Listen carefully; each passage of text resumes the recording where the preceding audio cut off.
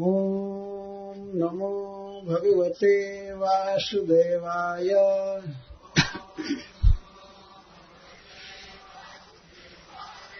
ओम नमो भगवते वासुदेवाय।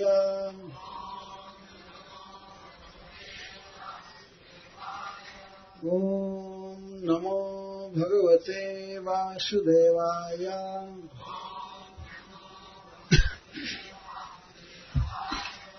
एतन्महाराज तवेरितो मया कृष्णानुभावो गजराजमोक्षणम्।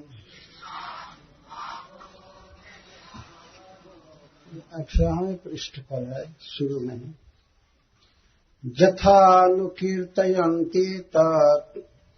अच्छा, शुरू। एतन्महाराज तवेरितो मया कृष्णानुभावो गजराजमोक्षणम्। स्वर्ग्यं यशस्यं कलिकल्मषापहम्।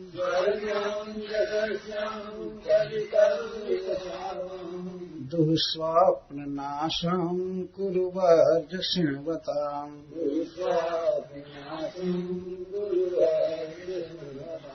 यथानुकीर्तयन्ति तत् श्रेयस्कामद्विजातयः। शुचयः प्रातरुत्थाय दुःस्वप्नाद्युपशान्तये।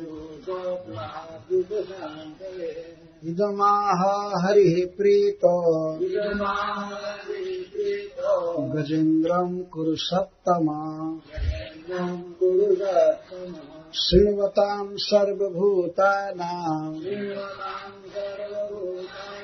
सर्वभूतमयो हरिः। सर्वभूतमयो विभुः। श्री भगवान उवाच ये मां त्वां च शरश्चेदाम् गिरिकन्दरकाननम् वेत्रकीचकवेणूनाम् गुल्मानि सुरपादपान् शृङ्गाणि मानिधिष्ण्यानि ब्रह्मणो मे शिवस्य च। क्षीरोदं मे प्रियं धाम श्वेतद्वीपं च भास्वरम्। श्रीवत्सं कौस्तुभं मालाम् गदं कौमोदकीं मम। सुदर्शनं पाञ्चजन्याम् सुपर्णं पतगेश्वराम्। मत्स्यकूर्मवराहाद्यैः शेषं च मत्कलां सूक्ष्माम् श्रियं देवीं मदाश्रयाम्। ब्रह्माणं नारदं ऋषिं भवं प्रह्लादमेव च। मत्स्यकूर्मवराहाद्यैः अवतारैः कृतानि मे। कर्माण्यनन्त पुण्यानि सूर्यं सोमं हुताशनम्। प्रणवं सत्यमव्यक्तम् गोविप्रान् धर्ममव्ययम्। दाक्षायणीः धर्मपत्नीः सोमकश्यपयोरपि। गंगां सरस्वतीं नंदां कालिंदीं सितवारणां ध्रुवं ब्रह्म ऋषीन् सप्त पुण्यश्लोकांश्च मानवान् उत्थाय पररात्रान्ते प्रयतः सुसमाहितः तेषा स्मरन्ति मम रूपाणि मुच्यन्ते येन सोऽखिलात् ये मां स्तुवन्तनेनाङ्ग प्रतिबुद्ध्यनिशाप्यये तेषां प्राणात्यये चाहं ददामि विमलां मतिम् ददामि विमलां मतिम्। श्रीशुक उवाच इत्यादिश्य हृषीकेशः प्रथमाय जलजोत्तमम् हर्षयन् विबुधानीकम् आरुरोह खगाधिपम्। जो कल श्रीमद् भागवतम सुने थे वे तो स्मरण करेंगे ही किस प्रकार श्री भगवान त्रिकूट पर्वत के ऊपर सरोवर में प्रकट हुए और अपने परम प्रिय भक्त श्री गजेंद्र जी की रक्षा किए, उन्हें अपना ही स्वरूप दिए, पार्षद बना लिए और देवताओं के देखते देखते उनको अपने साथ श्री गरुड़ जी पर बैठाकर वैकुंठ ले गए। ये कथा हुई ग्राह से पकड़े जाने से लेकर के और भगवान के साथ जाने तक की लीला। इस लीला में भगवान का अद्भुत प्रभाव, स्वभाव, कृपा, शक्ति आदि सब कुछ देखने को मिला। इसलिए सुखदेव गोस्वामी कहते हैं कि कृष्णानुभाव गजराज मोक्षम, पहले श्लोक में है एतन् महाराज तवेरितो मया कृष्णानुभावो गजराज मोक्षणम् स्वर्ग्यं जशस्यं कलिकल्मषापहं दुःस्वप्न नाशं कुरुवर्ज श्रृण्वताम्। हे कुरुवर्ज, हे कुरुवंशियों में सर्वश्रेष्ठ परीक्षित महाराज, ये संबोधन है। कुरुवंश में ही महाराज युधिष्ठिर हुए, अर्जुन हुए और अर्जुन के पुत्र अभिमन्यु और अभिमन्यु के पुत्र हुए परीक्षित महाराज। वैसे यह कहा जाए भाई कुरुवर्ज कौन है, कुरुवंश में कौन श्रेष्ठ है। मैत्रेय जी विदुर जी के लिए भी कहते हैं कुरुवंश, आप कुरुवंशियों में श्रेष्ठ हैं। यहाँ श्री सुखदेव गोस्वामी कहते हैं हे कुरुवंश, हे कुरुवंशियों में श्रेष्ठ। महाराज परीक्षित कुरुवंशियों में श्रेष्ठ क्यों हैं? भगवान कृष्ण से प्रेम करने के कारण और भी तरह से प्रताप है, लेकिन जीवन के अंत में अपने राज्य का, अपने स्वजनों का सबका त्याग करके और गंगा जी के तट पर बैठकर भगवान श्री कृष्ण की कीर्ति सुधा का पान कर रहे हैं। यही है उनकी कुरुवर्जता, सबसे श्रेष्ठता। कुरुवंश में एक से एक भगवान कृष्ण के प्रेमी हैं और उनमें परीक्षित महाराज हैं। इसीलिए इनको कहते हैं हे कुरुवर्ष, मया मेरे द्वारा तव तुम्हारे लिए एतत् ईरित यह कहा गया। क्या? गजराज मोक्षण, किस प्रकार श्री भगवान ने गजराज जी का मोक्षण किया, उनकी रक्षा किया, यह मेरे द्वारा कहा गया, तुम्हारे लिए कहा गया। वहां हजारों ऋषि मुनि बैठे हैं पर सुखदेव गोस्वामी कभी किसी का संबोधन नहीं किए। हमेशा परीक्षित महाराज को ही कहते हैं तव ईरितम, तुम्हारे लिए मैंने गजराज मोक्षण की कथा कहा, जिसमें कृष्णानुभाव, जिस कथा में कृष्ण के अद्भुत प्रभाव का वर्णन हुआ है।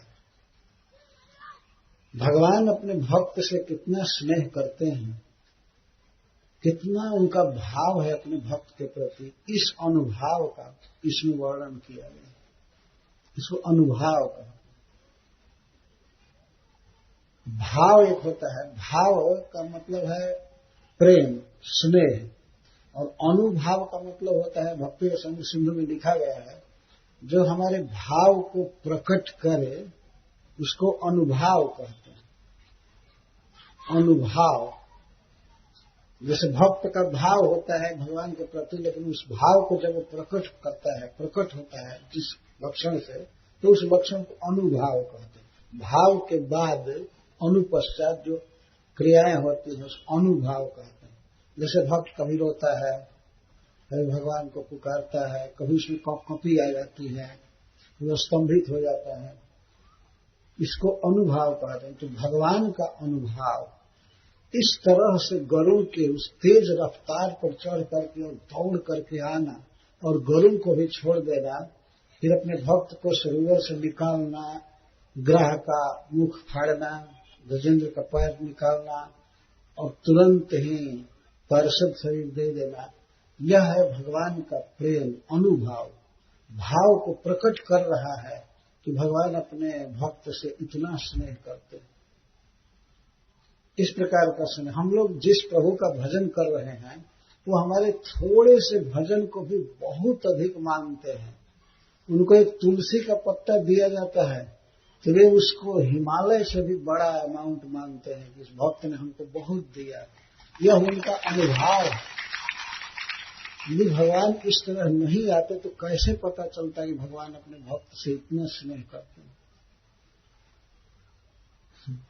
अगर ऐसे प्रकट देखा जाए तो गजेंद्र ने स्तुति किया भगवान की। इस जीवन में भगवान के लिए बहुत बड़ा त्याग नहीं किए, वे भोगी थे, परिवार में आसक्त थे, लेकिन इसके पहले वे भगवान के भजन में लगे रहते थे, अनन्य मन से लगे हुए थे। तो भगवान अपने प्रेम को प्रकट किए इस तरह से। जब जरूरत पड़ी तो उन्होंने अपने भाव को प्रकट किया। इसी तरह से जब जरूरत पड़ती है तब भगवान भाव प्रकट करते हैं। कभी कभी भक्तों को इस बात के लिए असंभावना उत्पन्न होती है, क्या प्रभु सचमुच हमें दर्शन देंगे, क्या वो समय आएगा कि हमसे बात करेंगे या हमसे पूछेंगे, हमसे मिलेंगे, आलिंगन करेंगे इत्यादि। कभी कभी भक्तों के मन में असंभावना उठती है, अविश्वास होता है, क्योंकि हम लोग प्रकृति के राज्य में। तो इस प्रकृति के राज्य में 3 गुण हैं, तो 3 गुणों के अनुसार कभी कभी भगवान पर अविश्वास होता है। और एक और भी अविश्वास का कारण है कि अपने तरफ देखने पर साफ किसी भक्त को अनुभव होता है कि मैं कुछ भी योग्यता नहीं रखता हूं, मैं कुछ भी भक्ति नहीं कर रहा हूं, तो हो सकता है कि भगवान हमें न मिले या हमारे प्रति ध्यान नहीं दे रहे हैं। लेकिन इन लीलाओं के द्वारा भगवान का अनुभाव, भक्तों के प्रति जो भाव है सहज प्रकट हो रहा है। ये परम दयालु हैं और इस लीला में भगवान की शक्ति का कोई बहुत बड़ा प्रदर्शन नहीं है, प्रभाव का वर्णन नहीं है, अनुभाव का वर्णन है। प्रभाव का अर्थ होता है प्रताप, इसमें बहुत ज्यादा प्रताप का वर्णन नहीं है। गजेंद्र के प्रति भगवान का जो सहज भाव है, जैसे पिता का अपने पुत्र के प्रति स्नेह होता है, वह स्नेह प्रकट हुआ इस लीला में। इसीलिए संबोधन करके सुखदेव गोस्वामी कहते हैं कि महाराज, एतन मया तव ईरित, यह मैंने कह दिया गजराज मोक्षणम, जिसमें भगवान कृष्ण के भगवान कृष्ण का अपने भक्तों के प्रति स्नेह का वर्णन किया गया, अनुभाव। तो स्वर्गम जशस्यम, और यह प्रसंग ऐसा है, इसको कोई व्यक्ति सुनता है तो उसे उच्च लोकों में निवास मिलता है, केवल सुनने मात्र से। यह उच्च लोक, स्वर्ग उच्च लोक है।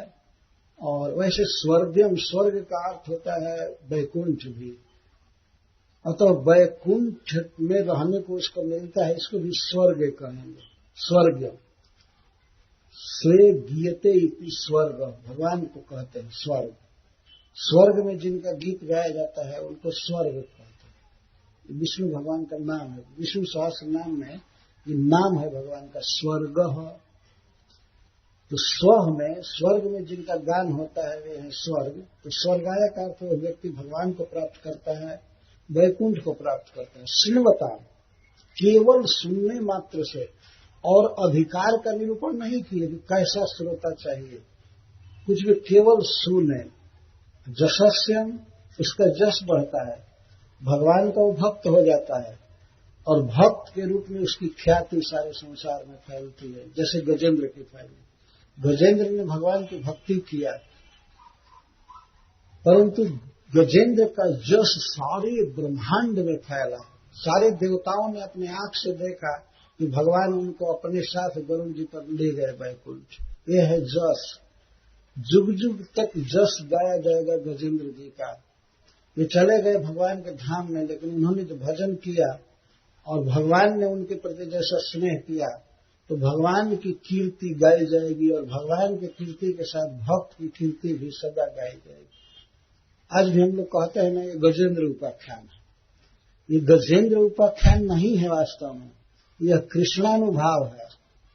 क्योंकि सुखदेव गोस्वामी कहते हैं मैंने गजेंद्र मोक्षण का वर्णन किया, लेकिन वास्तव में महाराज इसमें मैंने कृष्णानुभाव का वर्णन किया। एतत् महाराज तवेरितम मया कृष्णानुभाव गजराज मोक्षणम स्वर्गम जशस्यम कलिकल शापहम। इस प्रसंग को, भगवान की इस लीला को जो व्यक्ति सुनता है, उसका सब प्रकार का पाप ताप नष्ट हो जाता है।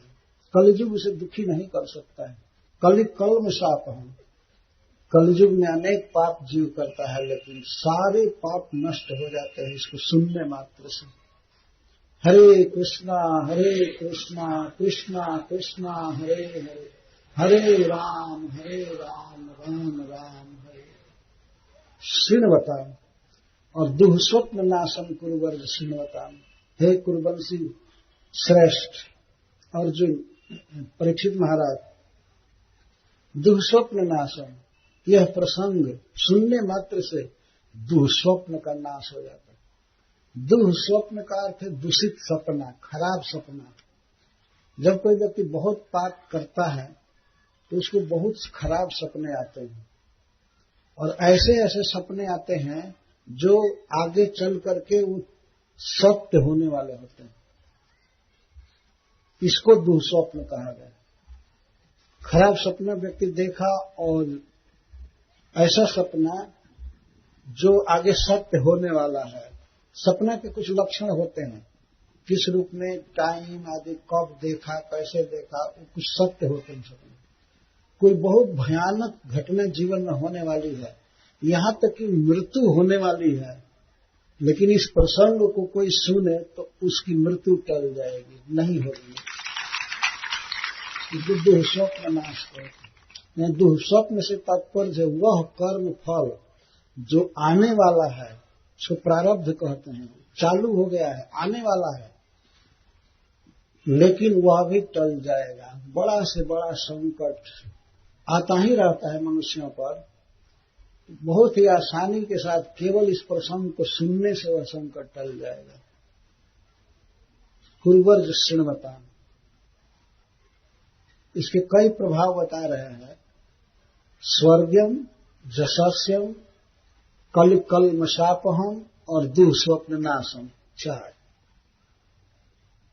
उसके सारे अपराध जीवन में नष्ट हो जाते। कोई भी गलती हो गई है एक तरफ सारी गलतियां एक पलड़े पर रखी जाए, सारा अपराध भूल चूक जो भी है, लेकिन एक बार इस गजराज मोक्ष की कथा के फल को दूसरे पलड़े पर रखा जाए तो ये सारे पाप हल्के हो जाएंगे। यह भारी है, ये इतना पूर्ण है, इसका एक फल है।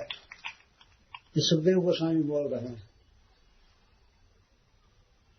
इसलिए जथानुकीर्त्यन्ते तो श्रेयस कामा द्विजातय शुचय प्रातरुत्थाय दुःस्वप्नादि प्रशांत।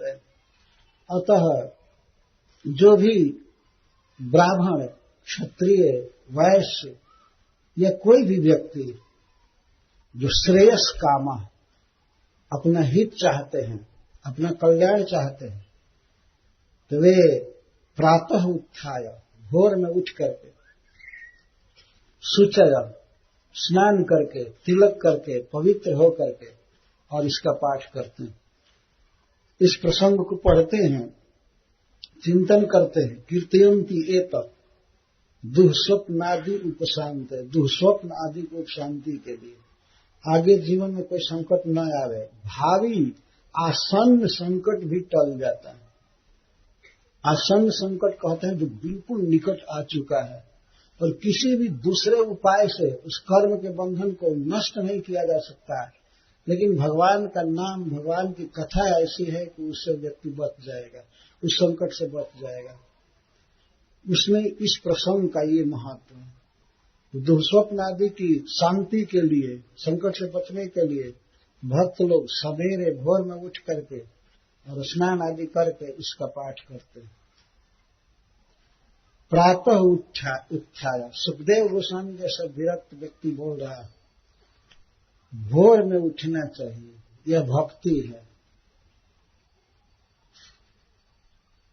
आलसी व्यक्ति कभी भगवान को नहीं पाएगा, जिसका स्वभाव ही हो भोर में नहीं उठना। कितने लोग ऐसे हैं जो सोएंगे 12 बजे, 1 बजे, 11 बजे या 10 बजे, या वो 9 बजे भी सो जाए लेकिन उनको भोर में उठना नहीं। कुछ ऐसे लोग स्वभाव बना लेते हैं, तो यह बहुत गलत बात है।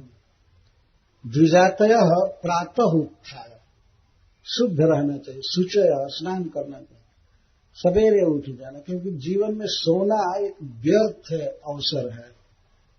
कोई काम नहीं होता, न घर का काम होता है, न भजन होता है, न कुछ होता है, सोए सोए सोए।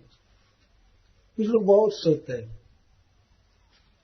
सुखदेव गोस्वामी सभा के बीच में बोल रहे हैं प्रातः उत्थाय, प्रातः उठना चाहिए भोर में, जब सूर्य की लालिमा अरुणोदय होने लगे, थोड़ा थोड़ा लाल लाल पूर्व क्षितिज दिखाई दे तो निद्रा छोड़ देनी चाहिए। अच्छा तो है कि और पहले निद्रा छोड़ दी जाए, लेकिन कम से कम प्रातः तो उठ जाना चाहिए। इसका मतलब यह है कि मंगला आरती अटेंड करना चाहिए। अब आप इससे समझ सकते हैं कि प्रभुपाद जी ने कितना वैज्ञानिक आचरण दिया है, सत्य दिया है, शास्त्र सपोर्ट कर रहा है। प्रातः उत्थाय, प्रातः उठ जाना चाहिए। जो व्यक्ति अपना कल्याण चाहता है उसे भोर में नहीं, सूर्योदय के समय नहीं सोना चाहिए। जो व्यक्ति सूर्य के समय सोता है और सूर्योदय के समय और सूर्यास्त के समय, तो एक श्लोक में लिखा गया है, जो व्यक्ति सूर्योदय के समय सोता है और सूर्यास्त के समय, अच्छा है कि वो पहले से घर में कफन रख दे, क्योंकि कब मरेगा कोई ठीक नहीं है। कफन खरीदने के लिए दूसरों को जाना पड़ेगा दूर। जो सूर्योदय के समय सोता है और सूर्यास्त के समय, उसको अपने घर में कफन रख देना चाहिए। कफन माने मुर्दा को लपेटने वाला वस्त्र, उसको स्मशान ले जाने में दिक्कत ना हो, कपड़ा ना जुटाना पड़े। कब वो संडे को भी मर सकता है, दुकान बंद है तो कम से कम कफन रहेगा तो ठीक से ले जाएंगे। ये संस्कृत के श्लोक भी बड़े मजाकी हैं, लेकिन बहुत बड़े सत्य की शिक्षा देते हैं। प्रातः उत्थाय, और उठ करके शुचय, स्नान करके, तिलक करके पवित्र हो जाए और पाठ करे। ऐसा न समझिए कि इसी प्रसंग का पाठ करेंगे तो आप मृत्यु से या संकट से बचेंगे। महामंत्र के उच्चारण से ही सब कुछ हो जाएगा। हरे कृष्णा कृष्णा कृष्णा हरे हरे, हरे राम राम राम हरे हरे। इस कान में यह बहुत अच्छी तरह से स्थापित है। भोर में उठना, भगवान के सामने खड़ा होना, भोर में भक्तों का दर्शन होना, भगवान का दर्शन और आरती का दर्शन, महामंत्र का कीर्तन, भगवान नरसिंहदेव की वंदना, ये सब अपने आप ही मिल जाता है केवल प्रातः काल उठने से। इसलिए सबको जीवन में व्रत लेना चाहिए कि हमें भोर में उठना है, भगवान की आरती में भाग लेना है। ये प्रसंग बता रहा है। तो यह प्रश्न होगा कि इस साधन से, इस प्रसंग को पढ़ने से, सुनने से कोई व्यक्ति श्रेय प्राप्त करता है, परम हित प्राप्त करता है, इसमें क्या प्रमाण है? आप क्यों ऐसे बोल रहे हैं? मान लीजिए परीक्षित महाराज कहे सुखदेव गोस्वामी से, तो कैसे आप जानते हैं कि इसका इतना बड़ा प्रभाव है? कोई भी संकट दूर हो सकता है, मृत्यु तक दूर हो सकती है, बहुत बड़े धन की हानि होने वाली है, घर का सारा पैसा जाने वाला है, कोई ऐसा कर्म आ चुका है, लेकिन इसका पाठ करने पर वो रुक जाएगा, नहीं जा सकता है। तो आप कैसे इसका वर्णन कर रहे हैं? कैसे इसका इतना बड़ा प्रभाव? तब कहते हैं साक्षात भगवद वचनात्, इस विषय में स्वयं भगवान ने कहा है। भगवान की बात को मैं कह रहा, भगवान ने ऐसा कहा, इदमाह हरि प्रीतो, इदमाह, इदम ऊपर वाले से इसका संबंध है, इदम जो मैं कह रहा हूं वो, इदम आह हरि प्रीतो गजेंद्रम कुरुषोत्तम, हे कुरुवंशियों में सर्वश्रेष्ठ, यह बात स्वयं भगवान ने कहा, स्वयं भगवान ने कहा। आगे जो बोले तो बोल ही रहे हैं, वह बात भी भगवान ही बोले हैं। सुखदेव गोस्वामी कहते हैं कि इदम हरि आह, इस बात को हरि ने कहा। मनवंतरावतार जिनका नाम ही है हरि और स्वभाव तो हरि है ही, तो भगवान हरि इस बात को कहे और बहुत प्रसन्न मन से कहे। उसमें बहुत प्रसन्न थे। गजेंद्र जी की रक्षा जब हो गई तो भगवान बहुत खुश थे कि हमारा भक्त जी गया, हमारा भक्त बच गया। एक सांसारिक आदमी की तरह भगवान को प्रसन्नता हो रही थी इस सफलता पर, अपने भक्त को बचा करके। तो हरि प्रीतः, श्री भगवान प्रसन्न हो गए और गजेंद्र पार्षद शरीर प्राप्त किए थे। तो भगवान उस समय गरुड़ जी पर चढ़ने के लिए तैयार थे या चढ़ गए थे। उस समय गजेंद्र से ये बात कहने लगे, अथवा खड़े खड़े नीचे ही बात कर रहे होंगे। यह बात भगवान ने कहा, श्रृण्वताम सर्वभूतानाम। ऐसा भी नहीं था कि गजेंद्र जी को किसी ऑफिस में किनारे बैठा करके बात कर रहे हैं।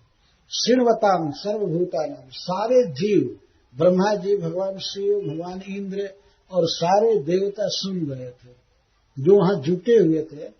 भगवान ने जब गजेंद्र को बचाया तो उस घटना स्थल पर पूरे ब्रह्मांड से लोग आ गए, जितने श्रेष्ठ थे, गंधर्व, नाग, किन्नर, ये सब जुटे हुए थे भगवान की लीला को देखने के लिए।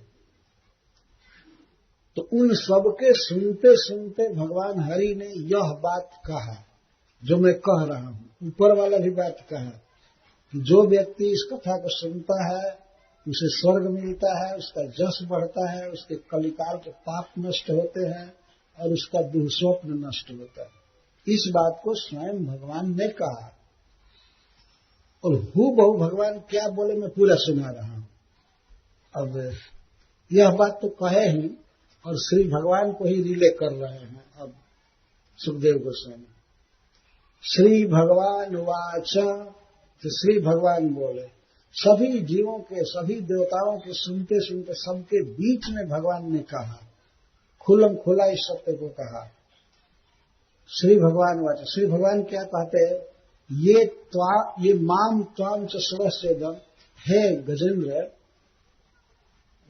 जो मेरा और तुम्हारा और इस सरोवर का और इस पर्वत की कंदराओं का, वन का, बेतों का, कीचकों का, बांसों का, इनके झुरमुटों का और कल्प वृक्षों का स्मरण करेगा, 8वें श्लोक से इसका अन्वय है, वह सब प्रकार के पापों से मुक्त हो जाएगा, ये भगवान ने कहा। और ये दुख क्यों आते हैं, संकट क्यों आता है? पाप के कारण आता है। जब पाप ही खत्म हो गया तो संकट कहां से आएगा? पाप के कारण ये सब उपद्रव आते हैं। तो भगवान ने कहा था कि 8वें श्लोक से इसका अन्वय है। देखिए, भगवान अपने समान गजेंद्र के स्मरण की महिमा बता रहे हैं। ये माम और त्वाम, भगवान इस संकेत कर रहे हैं, जो मेरा स्मरण करेंगे, करते हैं, और तुम्हारा और सरस इदम सरस, और इस सरोवर का, जिस सरोवर में ग्राह के साथ तुम्हारा युद्ध हुआ, इस सरोवर का भी केवल कोई स्मरण करे तो वह समस्त पापों से मुक्त हो जाएगा। ये भगवान बोल रहे हैं और प्रसन्न होकर बोल रहे हैं। और फिर दिखा कर कह रहे, गिरी कंदर कानन, जिस पहाड़ में तुम रहे हो, जिन कंदराओं में रहे हो, घाटियों में तुम विहार किए हो, इस स्थान पर वन का और कंदरा का, पर्वत का जो स्मरण करेंगे, वे सब पाप से मुक्त हो जाएंगे। यह है भक्त का प्रभाव। उस क्षेत्र में गजेंद्र जी घूमे थे, उस समय वो कृष्ण भावना भावित नहीं थे, लेकिन फिर भी भगवान कहते हैं इस पर्वत का स्मरण करने से। और बेत कीचक वेणुना, जिन बेतों के वन को, कीचकों के वन को और बांसों के वन को तुमने तोड़ा है, जहां तुम खेले हो, उनका स्मरण करने पर भी सारे जीव पापों से मुक्त हैं, सारे पापों से मुक्त हैं। गुलमानी सुरपापन, ये बेत कीचक वेणु नाम गुलमानी, इनके झुंड, समूह, झुरमुट कहते हैं, बांसों पे जहां गंभीर बांस लगे हो उसको क्या कहते हैं? घोर जंगल जिनमें प्रवेश करना कठिन होता है, केवल बांस ही बांस हो, कीचक हो, बेत हो। श्रृंगार ईमान निधिश्लयानी, भगवान अपने श्रीमद अंगुली से दिखाकर कह रहे हैं, ईमानी श्रृंगारी, त्रिकूट पर्वत के ये सब शिखर, बहुवचन में भगवान बोलते। ईमानी, ईमानी माने ये शिखर, इस पर्वत के शिखर, इन शिखरों का जो कोई स्मरण करता है तो सब पाप से मुक्त हो जाता है। ब्राह्मणों में शिवस्य च, ब्रह्मा जी के और मेरे तथा शिव जी के धाम का, कैलाश का और सत्यलोक का और मेरे वैकुंठ धाम का कोई ध्यान करता है तो सब पाप से मुक्त हो जाता है। अथवा इसका अर्थ है कि त्रिकूट पर्वत के जो 3 प्रधान शिखर हैं, ये तीनों में हम तीनों देवताओं का निवास है। एक पर मैं रहता हूं, एक पर ब्रह्मा जी रहते हैं और एक पर शिव जी रहते हैं। भगवान ने बता रहे हैं ये तीनों के स्थान है। और क्षीरोदम ने प्रियम धाम, इन सबका नाम जो द्वितीयांत हैं, इन सबका 8वें श्लोक में भगवान अन्वय करते हैं कि इन सबका स्मरण करने पर व्यक्ति सब प्रकार के पापों से मुक्त हो जाता है। क्षीरोदम में प्रियम, मेरा प्रिय क्षीर समुद्र, क्षीर सागर, श्वेत दीपम च भास्वरम, और क्षीर समुद्र के बीच में मेरा चमकता हुआ धाम श्वेत द्वीप जहां मैं रहता हूं। भास्वरम भगवान कहते हैं, सूर्य की किरणों के समान, चंद्रमा की तरह धवल वह स्थान चमकता रहता है, इसीलिए उसको श्वेत द्वीप कहते हैं, और क्षीर समुद्र में है। तो इन सब का जो स्मरण करता है वो सब पाप से मुक्त हो जाता है। श्रीवत्सम कौस्तुभम मालाम गदम कौमोदकी मम, और श्रीवत्स जहां श्री जी लक्ष्मी जी रहती है मेरे बाएं वक्षस्थल पर, श्रीवत्स, और कौस्तुभम, मैं जो रत्नहार पहनता हूं, जो मुझे समुद्र मंथन में मिला था। इस तरह की बात मान भगवान कहते हुए इस कौस्तुभ मणि का, इस रत्न का कोई स्मरण करे तो सब प्रकार के पाप से मुक्त हो जाए। और माला, मेरी माला, कौस्तुभ मणि के अलावा भगवान जो बनमाला पहने हैं उसके लिए कह रहे, फूल की माला, वैजयंती माला और कौमुद की गदा। मेरी गदा का कोई स्मरण करे तो सब पाप से मुक्त हो जाए। भगवान कितना पवित्र है। उनसे संबंधित किसी भी वस्तु का और भक्त से संबंधित किसी वस्तु का कोई स्मरण करता है तो सब पाप से मुक्त हो जाता है। हम लोग वृंदावन में देखते हैं श्रील प्रभुपाद जी के यूज में आई हुई बहुत सी वस्तुएं रखी हुई और डीटी की तरह हम लोग इसका दर्शन करते हैं। प्रभुपाद जी ने जो यूज किया है, प्रभुपाद जी का जूता, प्रभुपाद जी की पुस्तक, प्रभुपाद जी का बेत, प्रभुपाद जी की टोपी, तो ये स्वयं भगवान ही ऐसी बात कह रहे हैं। ये महत्वपूर्ण बात है। और सुदर्शनम पांचजन्यम, मेरा चक्र जिसका नाम है सुदर्शन, जिस चक्र को मैं लेकर के ग्राह का मस्तक काटा है, अभी हाथ में ही है, भगवान उसको दिखाकर कह रहे हैं मेरा सुदर्शन चक्र और मेरा पांचजन्य शंख, शंख का नाम है पांचजन्य, और सुपर्णम पतगेश्वरम, और सबसे तेज गति से उड़ने वाले गरुड़ जी, शेषम च मत्कलाम, मेरे ही अंश और जानने में अत्यंत अज्ञेय सूक्ष्म श्री शेषनाग जी, और श्रीयम देवी मदाश्रयम, मेरे वक्षस्थल पर निवास करने वाले, मेरी आश्रय में रहने वाले श्री लक्ष्मी, ब्रह्मांडम श्री ब्रह्मा जी, नारदम ऋषि श्री नारद ऋषि, भवम मेरे ही स्वरूप श्री शिव जी, और प्रहलाद मेरे परम भक्तों में शिरोमणि प्रहलाद महाराज। इस तरह भगवान पर अब कहते हैं मत्स्य कूर्म बराहा देई अवतार कृतानि में, और मेरे मत्स्य कूर्म बराह आदि अवतारों का जो स्मरण करता हो, इन अवतारों में मैं जो लीला किया हूं उसका जो भी व्यक्ति प्रातःकाल स्मरण करता है वह सब प्रकार के पापों से मुक्त हो जाता है। भगवान के बहुत से अवतार हैं। अपने विषय में श्री भगवान बोल रहे हैं कि मत्स्य कूर्म बराहादि अवतारे ही कृतानि, कथम भूतानि कृतानि कर्माणि अनंत पुण्यानि। भगवान जो इन अवतारों में लीला किए हैं अनंत पुण्य है, अर्थात परम पावन है। केवल सुनने और बोलने से व्यक्ति परम पवित्र हो जाता है और उसे वैकुंठ मिलता है। सूर्यम सोमम हुतासनम, जो कोई व्यक्ति सूर्य का स्मरण करता है और चंद्रमा का और हुतासनम अग्नि का, वह सब प्रकार के पाप से मुक्त है। तो केवल नाम रहकर भगवान क्रिया अंत में लगाए हैं। मत्स्य कूर्म बराह आदि अवतार ही कृतानि में, मत्स्य कूर्म और बराह यही भगवान के शुरू के अवतार हैं। इसलिए भगवान आद्य पर आदि, और भी जैसे गीत गोविंद में महान भक्त श्री जयदेव जी ने गान किया है, वास्तव में वो गीत जुग जुग तक अजर अमर रहेंगे। समय बीतेगा, संसार की बहुत चीजें ध्वस्त हो सकती हैं, लेकिन भगवान की गाथा, भगवान की कीर्ति जो जयदेव जी ने गाया है वो कभी नहीं मिट सकती, जो गान किया है। आज भी भक्त लोग गाते रहते हैं।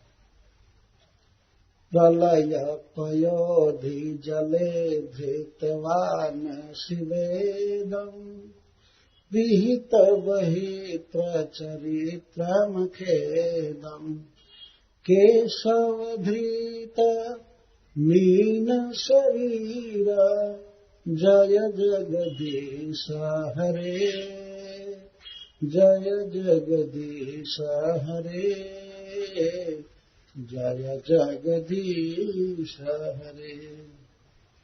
प्रलय पयोधि जले धृतवान शिवेदम, भगवान प्रलय समुद्र में अवतार लेकर के मछली के रूप में और वेदों को उन्होंने उद्धार किया, वेद का उद्धार किया। विहित बहित्र चरित्रम खेदम, विहित बहित्र चरित्र, और जलचर के अनुकूल जो लीला किया। बहित्र मतलब तैरने वाला, बहने वाला।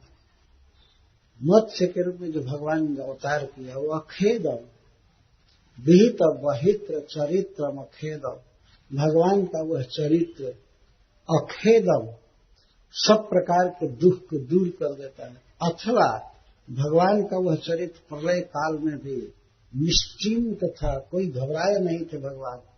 प्रलय समुद्र में उताल तरंगे उठ रही थी, जोर की आंधी चल रही थी, लेकिन भगवान बड़े ही आनंद के साथ नौका खींच रहे थे मनु महाराज को। अखेदम कहा गया, खेद नहीं था न तो मनु महाराज को और न सप्तर्षियों को और न तो भगवान को। ये आनंद से खींच रहे थे नौका को और मनु महाराज प्रश्न कर रहे थे, भगवान उसका उत्तर दिए हैं। और मत्स्य पुराण में बहुत विस्तार से वो कथा है। तो प्रलय पयोधि जले धृतवान सुवेदम विहित वहित्र चरित्र मखेदम केशव धृत मीन शरीर जय जगदीश हरे। कच्छप भगवान का कैसे है सुन। क्षितिरिह विपुल तरे तिष्ठति तव पृष्ठे धरणी धरण किण चक्र गरिष्ठे। क्षितिरिह विपुल तरे तिष्ठति तव पृष्ठे। तव पृष्ठे आपके पीठ पर जो विपुल तरे बहुत बड़ा पीठ है, उसके ऊपर यह क्षिति, क्षिति से मतलब है पर्वत। क्षितिरिह विपुल तरे तिष्ठति तव पृष्ठे धरणी धरण किण चक्र गरिष्ठे। केशव धृत कूर्म शरीर जय जगदीश हरे। जय जगदीश हरे, जय जगदीश हरे। बहुत विशाल पर्वत जो पृथ्वी के समान बड़ा था, वह आपके विपुल तरे पृष्ठ पर स्थित था, आप धारण किए। क्षितिरिह विपुल तरे तिष्ठति तव पृष्ठे धरणी धरण किण चक्र गरिष्ठे। धरणीधर पर्वत को कहते हैं। मंदराचल पर्वत के नीचे, जो मंदराचल पर्वत सोने का है, तो सोने की बड़ी बड़ी चट्टानें नीचे निकली हुई, तो उसको कीड़े कहते हैं, कीड़े। और वो देवता और दानव रगड़ रहे थे भगवान के पीठ पर। धरण धरण किण चक्र गरिष्ठे। और पत्थर बड़े बड़े नुकीले निकले थे और घरन घरन भगवान के पीठ पर चलाया जा रहा था, लेकिन उससे कुछ भी नहीं बिगड़ रहा था, बल्कि भगवान को नींद आ गई। इतना बड़ा इतना बड़ी बड़ी चट्टानें, सोने की चट्टानें, भारी पर्वत भगवान के पीठ पर रगड़ा जा रहा था, बहुत वेग से समुद्र अमृत प्राप्ति के लिए। लेकिन भगवान के पीठ पर कैसा अनुभव हो रहा था कि उनको कोई रुई से सहला रहा है, खुजला रहा है, उनको नींद आ गई। धरण धरण किण चक्र गरिष्ठे केशव धृत कूर्म शरीर जय जगदीश। इस प्रकार केशव ने, श्री कृष्ण ने कच्छप अवतार लिया। और वराह अवतार बसते 10 दिन,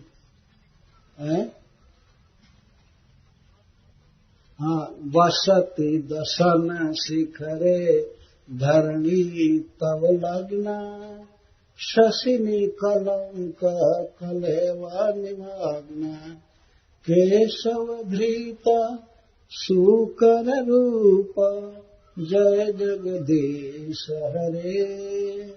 जय जगदीश हरे, जय जगदीश हरे।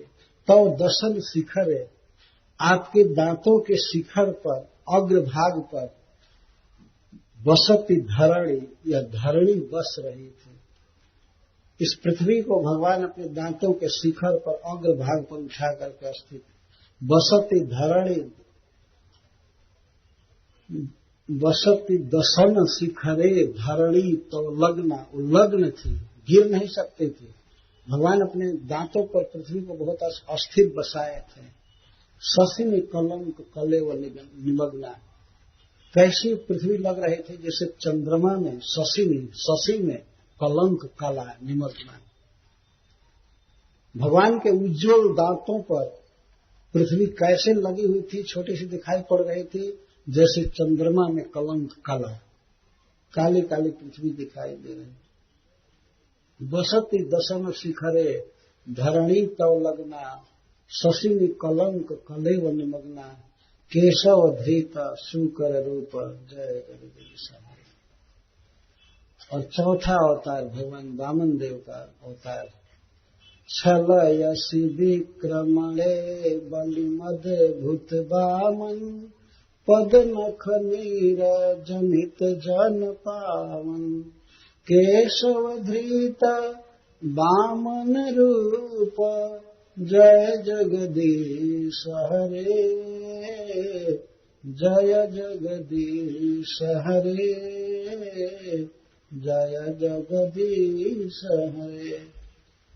विक्रमणे भूमि नापने में, विक्रम में, चाल में, छलयसि विक्रमणे बलिम, अद्भुत वामन बन करके जो क्षण भर में तीनों लोक में बढ़ जाए, ऐसा वामन कपटी बन करके, छलयसि बलि, बलि को छल, विक्रमणे पृथ्वी को नापने में आप अद्भुत वामन थे, बढ़ करके बड़े बड़े हो गए। सुखदेव गोस्वामी कहते हैं कि भागवत में कि वह वामन का शरीर बढ़ने लगा, वही से। इसीलिए जयदेव महाकवि जी कहते हैं कि अद्भुत वामन रूप था। विक्रमणे छलयसि, छलयसि विक्रमणे बलि अद्भुत वामन, पदनख नीर जनित जन पावन। और श्री ब्रह्मा जी ने आपके चरण कमल को धोया, वही गंगा जी बन गए, बन गया वह जल जो सभी जनों को, जीवों को पवित्र करता है। केशव धृत वामन रूप जय जगदीश हरे। और पांचवा अवतार है भगवान परशुराम जी का, नृसिंह भगवान का।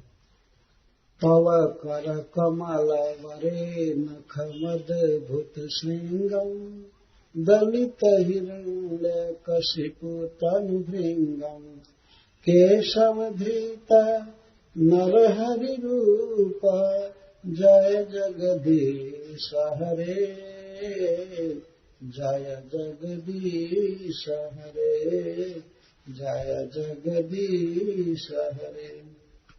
तव कर कमल भरे, आपके श्रेष्ठ तव कर कमल, कर कमल में जो बरे, तव कर कमल बरे, यहां से सप्तमी विभक्ति है। आपके श्रेष्ठ कर कमल में नखम अद्भुत श्रृंगम, ऐसा नख है जिसका श्रृंग, जिसका अगला भाग अद्भुत है, लोहे की छेनी से भी ज्यादा घातक, वज्र को ही फाड़ने वाला था। अद्भुत शिखर था, नख था, नख का अगला भाग अद्भुत। तवकर कमल बरे नखम अद्भुत श्रृंगम, दलित हिरण्य कशिपु तनु भृंगम, जो हिरण्य कशिपु के छाती रूपी भृंग को चीर दिया, फाड़ दिया।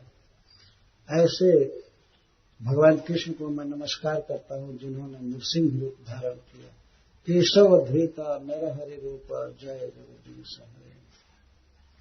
ये पांचवा अवतार है ना। छठा श्री परशुराम जी का। क्षत्रिय रुधिरमये जगदप गत पापम, स्नपयसि पयसि समित भवतापम, केशव धृत भृगुपति रूप जय जगदीश हरे, जय जगदीश हरे, जय जगदीश हरे। क्षत्रिय रुधिरमय जगदपगत पापम, क्षत्रिय रुधिरमय पयसी, इससे इसका लिंग है। क्षत्रियों के रुधिरमय सरोवर में, जल में आपने सारे जगत को स्नान कराया, कुरुक्षेत्र में ब्रह्म सरोवर बना करके। हे केशव, आपने सारे जगत के पाप को नष्ट कर दिया और क्षत्रिय जो ब्राह्मणों के द्रोही हो गए थे उनके खून से आपने सरोवर बनाया और ऐसा सरोवर का प्रभाव उसमें स्नान करने से सब लोग पवित्र हो गए, भवताप उनका दूर हो। केशव धृता भृगुपति रूप जय जगदीश हरे। इस तरह भगवान ने भृगु महाराज के भृगु ऋषि के वंश में जन्म लिया। भृगुपति कहते हैं, भार्गव परशुराम जी। और इसके बाद भगवान श्री राम के विषय में कहते शुरू के अक्षर बितरसि दीक्षु रणेर दिक्पति कमनीयम् दशमुख मौली बलिं रमणीयम् केशवधृत राम शरीर जय जगदीश हरे जय जगदीश हरे जय जगदीश हरे। लंका के युद्ध स्थल में भगवान श्री राम रावण के अनेक मस्तकों को काट रहे थे और काट काट करके अपने बाणों के वेग से बहुत दूर दसों दिशाओं में उछाल रहे थे। धनुष से बाण छोड़ करके और मस्तक काट काट रहे थे। भगवान शिव के आशीर्वाद से उसके मस्तक और भुजाएं कट कट करके बहुत हो रहे थे। तो भगवान काटते जा रहे थे, काटते जा रहे थे, पनप जाते। तो जयदेव जी कहते हैं कि बितरसि दीक्षु दिशाओं में बितरसि आप दान कर रहे हैं, दिक्पति कमनीयम इंद्र आदि लोकपालों को मानो दशमुख मौली बलिंग रमणीयम दशमुख रावण के सिरों की भेंट दे रहे थे लोकपालों को। ये लोग देख देख कर सुखी हो जाते, उनके लिए यही भेंट था रावण का मस्तक, वो सुखी हो रहे थे। या वे मर जाएगा, खत्म हो जाएगा। भीतर से दिक्सु रणे दिक्पति कमनीयम दशमुख मौली बलिम रमणीयम केशव धृत राम शरीर जय जगदीश। इस तरह से भगवान विचलित कर रहे हैं। और इसके बाद श्री बलराम जी बहसे बपुषे विशदे वसनम जलदाभम हलहति भीति मिलित जमुनाभम केशवधृत हलधर रूप जय जगदीश हरे जय जगदीश हरे जय जगदीश हरे। हे नाथ, आप अपने विशद परम सुंदर श्री विग्रह पर जलदाभम वसनम बहसी बादल के समान सांवला वस्त्र पहनते हैं। शरीर है गोरा, बहुत सुंदर। बहसी बपुसी विशदे वसनम जलदाभम हलहति भीति मिलित जमुनाभम। हल से खींचने पर जमुना का जल स्वयं आपके पास आ गया, मतलब धारा निकट में आ गई। भय कर डर करके जमुना जी को आपने हल से खींचा। ऐसे केशव धृता हलधर रूप जय जगदीश।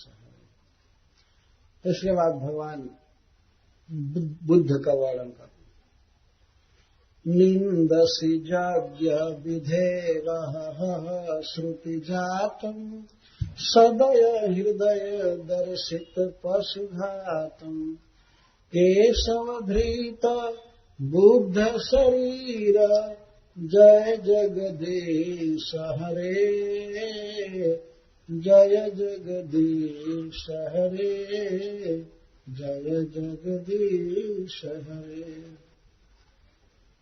श्रुति जातम, हे प्रभु, आप वेदों में वर्णित, वेद द्वारा उत्पादित प्रतिपादित यज्ञ विधि की निंदा किए। निंदसी यज्ञ विधे रहा श्रुति जातम, क्यों? सदय हृदय दर्शित पशुघात।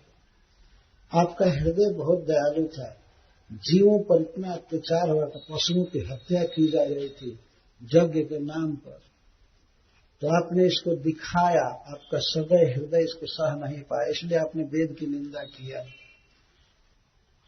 ऐसे बुद्ध शरीर धारण करने वाले हे श्री कृष्ण, हम जयकार करते हैं, हे जगत के ईश्वर, जय जगदीश हरि।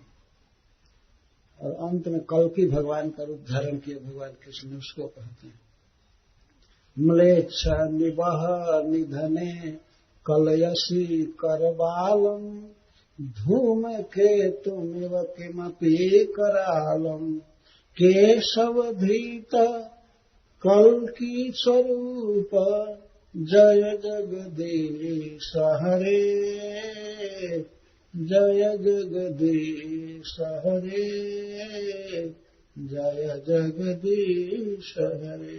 म्लेच्छ निवह निधने, म्लेच्छों को, यवनों को मारने के लिए कलयसी करबालम, आप करबाल माने तलवार, अपने हाथ में तलवार लिए, वह तलवार कैसा है?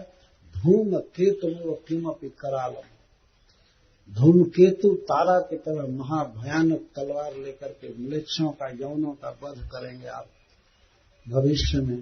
ऐसे कल्कि स्वरूप धारण करने वाले हे कृष्ण, हे जगत के ईश्वर, मैं आपको प्रणाम करता हूँ, आपकी जय हो, जय हो, जय। इस प्रकार भगवान कृष्ण ने 10 अवतार ग्रहण किया।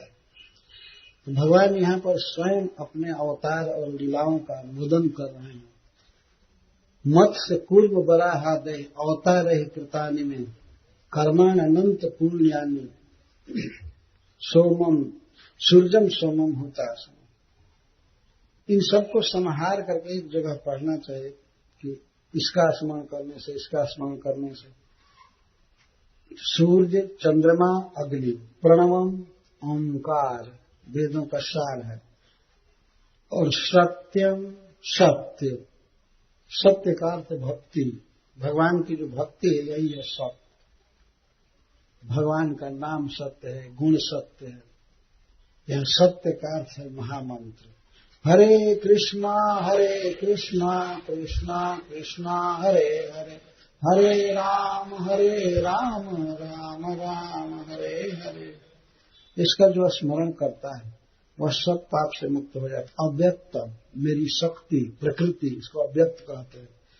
इसका जो स्मरण करता है सब पाप से मुक्त हो जाता है। गो विप्रान, गौओं का, ब्राह्मणों का, धर्मम अव्ययम, सनातन धर्म का, भक्ति योग का जो स्मरण करता है सवेरे, वो सब पापों से मुक्त हो जाता है।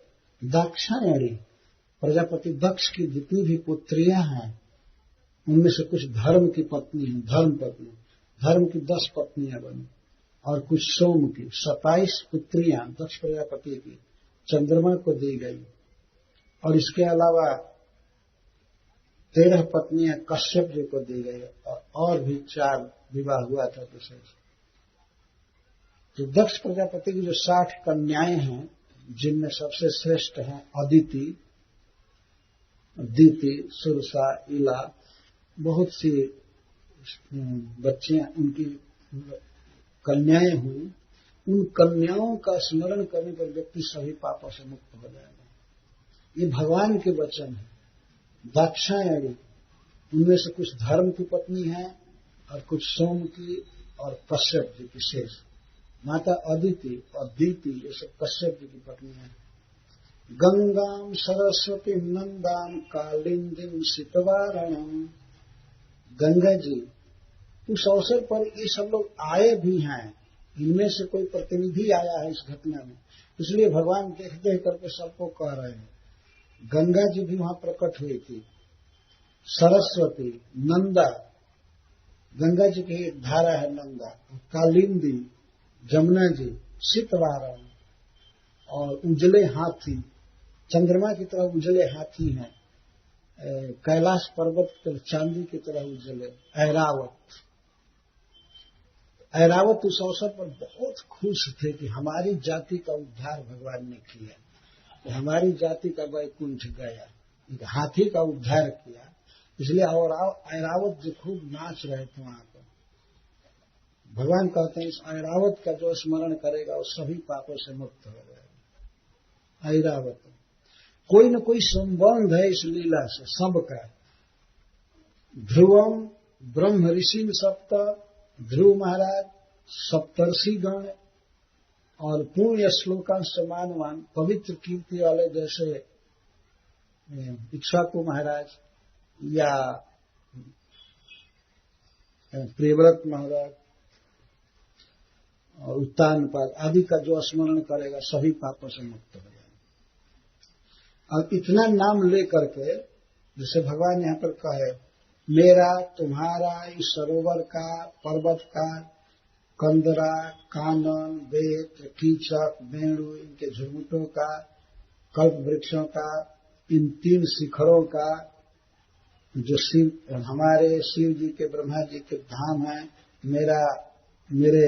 मेरे प्रिय क्षीर समुद्र का, मेरे निवास स्थान श्वेत द्वीप का, श्रीवत्स का, कौस्तुभ का, माला का, गदा का, कौमुदनी गदा का, सुदर्शन चक्र का, पंचजन्य शंख का, गरुण का, मेरे ही अंश शेषनाग का, मेरे ही प्रिय मेरे आश्रम में रहने वाले लक्ष्मी जी का, ब्रह्मा जी का, नारद जी का, प्रहलाद महाराज का, मेरे द्वारा मत्स्य कुर्म वराह आदि अवतारों से किए गए कर्मों का जो स्मरण करेगा सब पाप से मुक्त हो जाएगा। फिर इसको भी ले लेना चाहिए।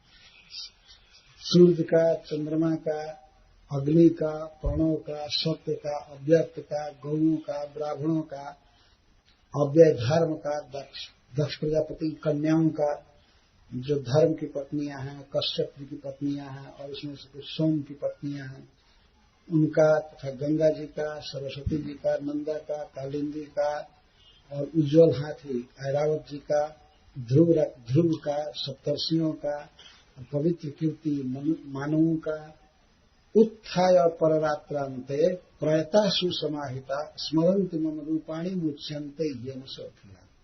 भगवान भी स्वयं अपने मुख से कहते हैं उत्थाय अपररात्रांते, अपर रात्र आधी रात के बाद जो सवेरा होता है, रात बीतने वाली होती है, तो उसको अपर रात्रि का अंत कहते। अपर रात्रांते उत्थाय, उठ करके, प्रयतः स्नान आदि करके, सावधान हो करके, सुसमाहिता चित्त को एकाग्र करके, स्मरन्ति मम रूपाणि, ये सभी मेरे एक प्रकार से स्वरूप ही हैं, इन सब का जो स्मरण करते हैं, स्मरन्ति मम रूपाणि मुच्यन्ते येन सो अखिला, वे अखिलात येन सह मुच्यन्ते, सब पापों से मुक्त हो जाते हैं ही निश्चित, इसमें कोई संदेह नहीं। अब भगवान एक और विशेष बात कर रहे हैं कि ये माम स्तुवन तने नांग, हे प्रिय गजेंद्र, तुमने जिस स्तोत्र से मेरी स्तुति किया है, इस स्तुति से जो मुझसे प्रार्थना करेंगे, इस स्तोत्र को जो पढ़ेंगे, प्रति बुद्ध निशाते, निशा के अंत में, रात्रि के अंत में जग करके इस स्तोत्र को जो पढ़ेंगे, तेषां प्राणत्यये, उनके शरीर छोड़ते समय भी, चकार्थ भी, शरीर छोड़ते समय भी ददामि विमलामति, उनको मैं विमल बुद्धि कृष्ण भावनामृत देता हूं। ये विमल मल रहित मति क्या है? भगवान कृष्ण का स्मरण होना, इसी को कृष्ण भक्ति या कृष्ण भावना कहते, विमल मति देता। यहां तक कि मरते समय भी विमल मति बनी रहेगी। कभी कभी आशीर्वाद दिया जाता है, कुछ वैष्णव आशीर्वाद देता है, कृष्णे मति भवतु, कृष्णे मति भवत, कृष्ण में मति लगे। तो वर्तमान में तो मति लगी ही रहेगी, जीवन के अंत में भी जो दुख का समय होता है, शरीर छोड़ने का, शरीर में बहुत दुख होता है, पीड़ा होती है, उस समय भी विमल मति रहेगी, मुझमें मति लगी रहेगी, सब प्रकार के मल से शून्य मति रहेगी। कभी कभी कोई भक्त दीनता बस आशीर्वाद मांगते हैं हम लोगों से भी, क्योंकि आशीर्वाद उन्हीं को देना चाहिए, कोई शक्ति नहीं है आशीर्वाद देने की, लेकिन फिर भी लोग मांगते हैं, लेकिन ऐसी कृपा कीजिए कि हमारा मन भगवान में हमेशा लगा रहे। तो उसके लिए स्तोत्र का पाठ करना चाहिए, हमेशा मति लगी रहेगी, भगवान स्वयं उपाय बताए। ये जो भक्त श्रद्धा से जप करते रहेंगे तो उनकी मति कृष्ण में लगी रहेगी, भगवान स्वयं लगाए रखेंगे। हरे कृष्णा कृष्णा कृष्णा हरे हरे, हरे राम राम राम हरे। ये 4 बार भोर शब्द का प्रयोग हुआ है। निशात्य रात्रि के अंत में, उत्थाय अपरात्रांते ये दूसरी बार प्रयोग हुआ है। और इधर है प्रातः उत्थाय, सवेरे उठ करके, और नहीं, प्रातः 3 बार प्रयोग हुआ, सवेरे उठने का संकेत होगा। तो आलसी वैष्णवों से ये निवेदन है कि इसको जरा पढ़ें 3 बार, और भोर में उठ करके जप करें, आरती अटेंड करें। ये चाहिए, सीखना चाहिए। यदि कदाचित आप दूर हैं और मंदिर में नहीं जा सकते तो अपने घर में ही उसी समय आरती करना चाहिए। स्नान करके और वहीं पर पाठ करें, जप करें, आरती करें। घर में भी ठाकुर जी हैं ना। लेकिन सवेरे अवश्य जगना, यह आध्यात्मिक जीवन का मूल है। जो व्यक्ति सवेरे नहीं जगेगा, स्नान नहीं करेगा, वो ठीक से भजन कर ही नहीं सकता है। नहाते नहाते ही खाने का समय हो जाए, है ना। अब खाया और फिर थोड़ा माला लेकर घूमा, फिर सो गए, तब तक लंच का समय हो जाए, जगते जगते। ये थोड़े आध्यात्मिक जीवन है। सवेरे जग करके भगवान का भजन करना चाहिए। इस तरह से सबके सामने श्रीमताम सर्वभूतानाम सर्वभूतमयो विभु, भगवान सर्व जीवमय है, सभी जीवों के देवताओं के सामने भगवान ने बात बोले। भगवान जिसका नाम स्वयं ले रहे हैं कि इसका स्मरण करो, इसका स्मरण करो, इसका स्मरण करो, मेरी लीलाओं को गाओ, मेरे नाम का जप करो, प्रणव का जप करो, महामंत्र का जप करो। इसको करने से सभी पापों से व्यक्ति मुक्त हो जाता है।